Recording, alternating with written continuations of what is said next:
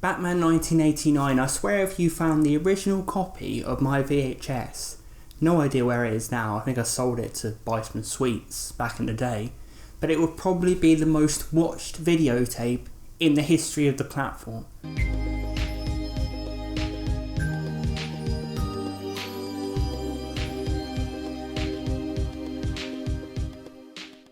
Hey guys, you have landed on Planet Rewind and it is time to talk about the top 10 best moments in Batman 1989, one of my favourite films of all time. How do we pick 10 best moments? It's going to be hard, but we're going to give it a bloody good go. Please consider subscribing to this channel. I do 3 videos a week on all sorts of nostalgic movie content, and let me know your thoughts on my Batman 1989 list in the comments, and let me know your other favourite moments from this movie, because there's so many. There's too many to count, guys. Number 10 on the list is Bruce Wayne remembering his parents' death. Now, I know a lot of people are tired of the Bruce Wayne story, of Bruce reliving his parents' death. It's been done too many times. But back in Tim Burton's 1989 movie, you got to remember this was the first time we were seeing a lot of this stuff on screen. So if you take yourself back then, this was probably the first time we saw it, and it's a brilliant scene. I love the kind of memory, slow motion vibe Tim Burton creates. And he's just got this really dreamlike atmosphere to the scene where Bruce's parents get shot. And it's a disturbing scene. Obviously you get the guy playing the young Jack Nicholson, who bears an incredible resemblance. It was a great actor they got to play him. It's a really creepy scene. And I really love Michael Keaton's performance in that. Michael Keaton, he played the tortured Bruce Wayne so well, which people forget.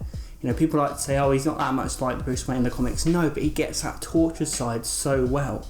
And, you know, his face where he's sitting there thinking about it, and it's just, it hurts you. It's a really kind of painful scene to watch because, again, we haven't seen this recycled so many times. This was where we originally saw it in Batman 1989. I love Michael Keaton's face when he looks up and realises it was Jack Napier who killed his family. He's looking into the face of the man who killed his parents. Number 9 is the scene at the City Hall where the Joker turns up with a bunch of mimes, and you think it's all innocent, it's all fun and games, but you see the mimes going about, you know, their business. You see Bruce Wayne watching things, and the music starts getting a bit more creepy, a bit more exciting, a bit more odd, and there's an odd atmosphere created throughout this scene, and you know something's about to kick off. Like when the mime waves at Bruce Wayne, I just find it quite creepy. I've always found mimes quite creepy anyway, but here you knew it was building something because of that score in the background. And then obviously the Joker just starts speaking, and it's a really entertaining and striking speech from the Joker where he just basically lays out what has happened to his previous crime boss and just makes a huge impact. Some signatures perfectly legitimate.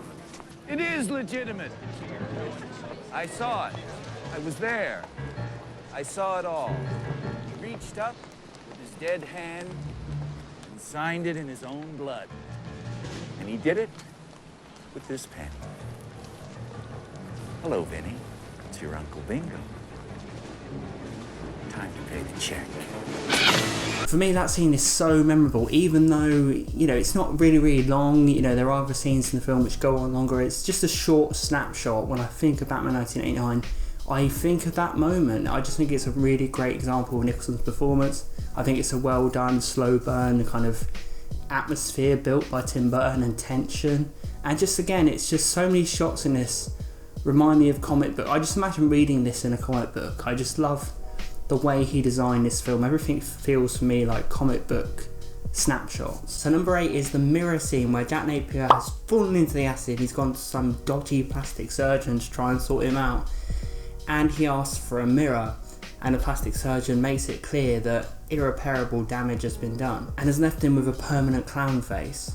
I mean, that surgeon makes Dr. Nick from The Simpsons look good. I love this scene, it gives it a horror edge. When you watch it growing up, and if you watched it in the 80s, that's a terrifying scene to be in a superhero movie. It's almost entirely a horror scene. The Joker is a terrifying character in that scene. Jack Nicholson plays that so creepy, so eerily. And Tim Burton, he lights the scene so well. There's a flickering light bulb. It's just basically darkness. You can't see what has become of Jack Napier's face. The surgeon can. There's some great acting from the guy who plays the surgeon, just a pure shock.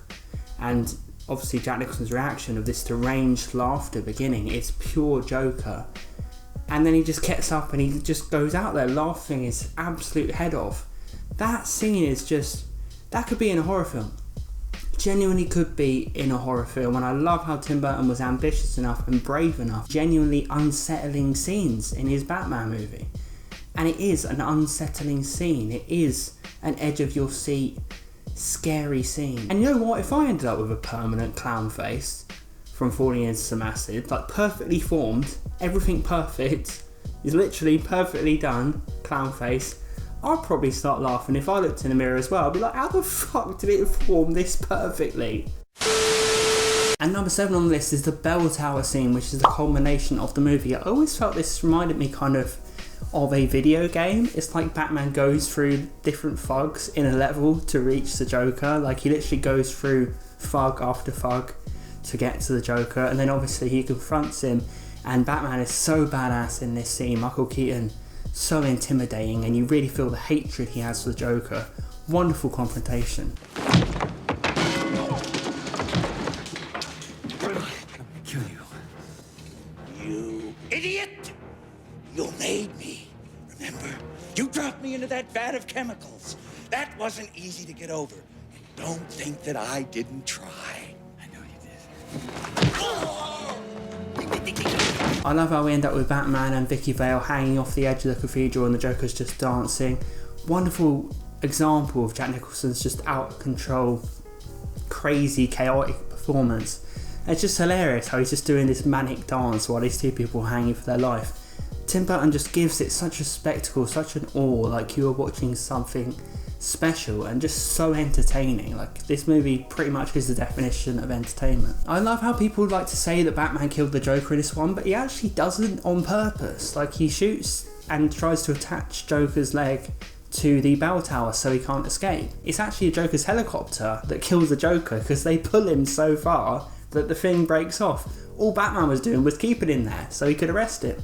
So Batman isn't necessarily as much as a murderer as everyone likes to say. Number 6 is the scene where Joker confronts Grissom's thugs. Now this is just after the Joker has killed Carl Grissom and he has taken over, and he's about to take over Carl Grissom's business. And he just brings all of Grissom's thugs into a room, and he's just sitting there looking the most odd, awkward, strange man ever. Like some kind of smiling, grinning man from terrifying urban legends. And he's just like, you guys are working for me now. And they just don't understand it, and he's just like, yeah, you're going to be working for me. And they ask him why he's smiling, and he says, the life's been good to me. Like, can you imagine being in that scenario, just pulled in, your boss is dead, and now you see this guy with this crazy, unnatural grin, absolutely bonkers. And obviously they don't go in line with it, so he brings his own thugs in, holds them at gunpoint, says, you're going to do what I say. Like, that whole scene is just mental. And you know, such an uneasy feel to it. You even feel for the thugs who are sitting there, you know, because it's like, they don't know what's going on. For some reason, Joker thought he would look more normal by painting on skin colour, and that's why I'd say he looks more bizarre, because it looks like a normal man with his smile attached. And he starts wiping it off, and you see the white coming through. Can you imagine if you saw this and you were the thugs? Like, what the fuck is this guy? It's just a disturbing scene for this underlying dread. And then of course you get I'm Glad You're Dead, which is so remembered in this scene. Such a striking moment. And obviously the Joker then makes such morbid comedy of it, and you feel guilty for laughing. Now lots of people said Jack Nicholson's Joker isn't the Joker, but this is pure example of the Joker. He kills a guy, and he's talking to him, laughing, and he says, I'm glad you're dead. Like, the morbid comedy of it, that you can't help but get kind of involved in this Joker's personality and happiness at all the awful things he's doing. And that's what the key is with the Joker. He makes you laugh at what you shouldn't. Number 5 on the list, the top 5 moments in Batman 1989. Let me know yours in the comments down below and what you think of this list so far. Number 5 is Call Me Joker, where the Joker literally does what Stone Cold Steve Austin did in WWE and just went, I'm going to get my boss. I'm going to Stone Cold stun my boss. But instead of Stone Cold stunning him, he just goes in and shoots him. But the whole scene, Tim Burton lights it in such a fabulous way. So much of this movie Tim Burton needs more credit on, because each scene he does the lighting, you know, to incredible levels of cinematic accomplishment. He does the camera angles so well, he just does the atmosphere, the music, the looming style. Everything comes together with Tim Burton. You have to remember how early he was in his career. And just that simple walk in where you see the Joker's face becoming gradually and gradually more into view, but you still can't see him. And he's just saying how, you know, he's back, he survived, I know you set me up.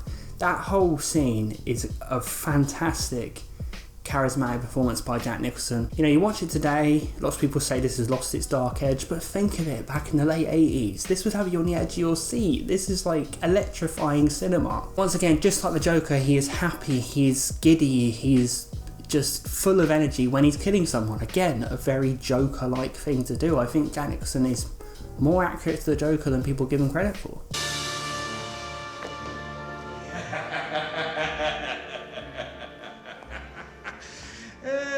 What a day. Number 4 on the list is Batman rescuing Vicky from the art gallery. This is one of the greatest action scenes of my childhood. I would always watch the movie, as I said, it's probably the most watched VHS in existence. I watched it over and over again, and whenever it got to this scene, even if I was watching in the background or I was doing something else, I would be glued to the screen. I think this is stunning, and also Tim Burton showed he could do action, he could do chases. You know, the sense of accomplishment that Tim Burton did in this movie needs to be remembered a bit more, I think. And, you know, it's such a Batman kind of few scenes. You know, Batman smashes through the ceiling of the art gallery, just takes Vicky Vale, looks right in the Joker's eyes, and then just lifts Vicky Vale up, says hold on, and they're out. And then he's getting chased in the Batmobile. The Batmobile, the first time you see it, looks incredible. It looks like an absolute dream. Like, you've never seen anything like this Batmobile on screen before. It fits the tone of the movie so well. And, you know, Batman is just dark. He's not speaking to Vicky Vale. He is the dark crime fighter. He is the Dark Knight. And you really have to, again, give Tim Burton credit for making this stuff. He could have made it a lot more lighter. There could have been a lot more goofiness than there was. You know, I think that there was some goofiness in Batman Returns. I think that is more of a campy movie. Batman 1989, he just went, no, this is literally going to be a thriller. This is what it's going to be. And my Batman isn't going to be cracking jokes. He's just going to be looking straight forward, whatever he's doing, and just getting, you know, done the job in hand. I love those scenes where Vicky's in the Batmobile and she's looking over at Batman, and he's just like there, like complete tunnel vision. But also, you got to ask yourself, is she looking over like, Bruce, is that you? Like, you can see it's Michael Keaton's eyes. Like, I reckon at some point he's panicking. Oh, fucking hell, I think she knows who I am. Just stay focused, she won't work it out. And then he takes her back to the Batcave, and they have this wonderful dialogue back and forth where Batman keeps his mystery. The Batcave looks incredible. He reveals he's cracked the Joker's code. Everything about these few scenes, captivating, dark. We haven't seen anything like this design before of everything in this movie. You know, I know always it would just jump out of the screen in this dark, vibrant, almost terrifying way. I mean, I even was a kid, I found this movie a bit creepy. I did. But I always felt like Batman was the hero, but he wasn't a hero like the Adam West incarnation of the character and welcome you with open arms. No, he was going to keep you at bay. They made Batman dark in this, and I really respect them for that. Take that to the press. I might have some trouble with that. A lot of people think you're as dangerous as the Joker. He's psychotic. Some people say the same thing about you. What people? Well, I mean, let's face it. You're not exactly normal, are you? It's not exactly a normal world, is it? Number 3 on the list in the top 10 moments in Batman 1989 is Batman's first appearance. What can you say? You put in the VHS of this film, and Michael Keaton lowers in this unbelievably shot scene by Tim Burton in a horrific way. Looks like an urban legend character, looks like the Mothman, and you immediately know you're in the hands of a filmmaker who just wants to make this as serious as possible. You know, people look back and they scoff at Batman 89, but it was so serious back here. And, you know, these two villains turn around and they see Michael Keaton put the cape up and come down. He looks like a visual treat That costume is incredible, and I know it was such a nightmare for Michael Keaton to be in. Just for a look of a costume, it's the greatest Batman costume of all time, and to see it presented in the dark surroundings for the first time, in those first few moments of the film, you are hooked from minute one. It's like a fallen angel, but just presented in this terrifying way to bring criminals to justice, to strike fear into their hearts, and he really does in this scene. And of course we get the iconic moment when Michael Keaton reveals who he is.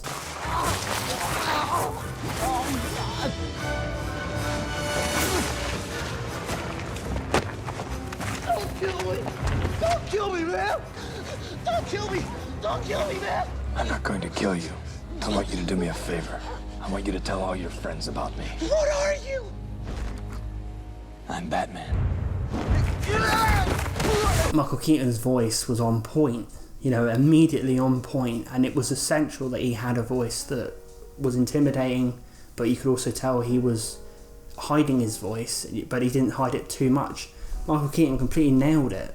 It's the greatest Batman voice of all time, and he's the greatest Batman of all time. He just is, and I know that he was people weren't expecting him to be cast, people didn't want him to be cast because he was too short, he was too skinny, but he made up for it in the presence, in the suit, in the outfit, and with the voice. He put his all into this performance. You could tell this could have ended horribly, but it ended brilliantly, and people still remember Michael Keaton as Batman to this day. It's an iconic performance. Number 2 on the list is Vicky's apartment scene. Such a strange and odd scene, which I love how it's shot at day, and Tim Burton takes what's a night focused film, gives it this, it transports what is terrifying about the night in this film into day, and the Joker just walks into Vicky's apartment in the day and he doesn't look natural. He looks like he's out of place with the regular world. And then Bruce Wayne is in this scene also, where he's showing that different side to him because he realised he has to, because the Joker's just walked in. You have Bruce Wayne essentially being Batman in that moment, just out of the costume. These guys deserve so much credit. They bounced off each other so well in that scene. There was such an underlying tension, so much under the surface in this scene of these people not knowing who they are, maybe knowing who they are. Does Vicky Vale know who Bruce Wayne is? All that kind of stuff. Lots of unsaid things, as well as some wonderfully delivered things that are actually said. Can you imagine if you were just in your apartment and the Joker came in? It just showed that he's capable of anything. It's horrifying for him to just walk into your apartment, to know where you live, to be able to come in at any point. You were lucky that Bruce Wayne was there. You don't know if he's going to come back. I always really sympathise with Vicky Vale in this scene. And obviously Michael Keaton goes crazy at the end of the scene. Now, a lot of people show his outburst out of context. They don't show the story that leads up to it. He starts telling the Joker this story about this mobster who went the wrong way, and it's fascinating. I take my hat off to the scriptwriters of this as well, because they wrote a stunning script, and the way Michael Keaton builds up to his outburst makes sense. People like to look at it now as just Michael Keaton going crazy out of nowhere, but it's that story that builds up. Number 1, this is, in my opinion, the best scene in Batman 1989. Tell me what yours is. It is Access Chemicals. I talked about the museum scene earlier being a scene I have to watch whenever I watch it. This is another one. This is the best scene in the movie. Tim Burton, the way he presents it as this old school gangster movie near the start of this movie. It starts off like a gangster film, but then Batman inserts himself into it. There's so many ingredients in the scene. There's an old school mob versus police feel, but then there's this crazy monster who turns up, Batman, who injects himself into it as well. And Tim Burton's a master in this at presenting Batman looming over proceedings. One minute he's behind a corner punching a guy, next minute he's coming out from behind a corner just following someone, next he's lowering out of nowhere, and he just keeps Batman so looming and so in the shadows, and I really respect that. It's an art that was lost in future Batman movies. Oh my God. Jack Nicholson's performance is so frantic in this. He starts destroying things with axes so that chemicals start falling out. He's really frantic to escape, but Batman's standing in his way. They have this fun little back and forth also. Nice outfit.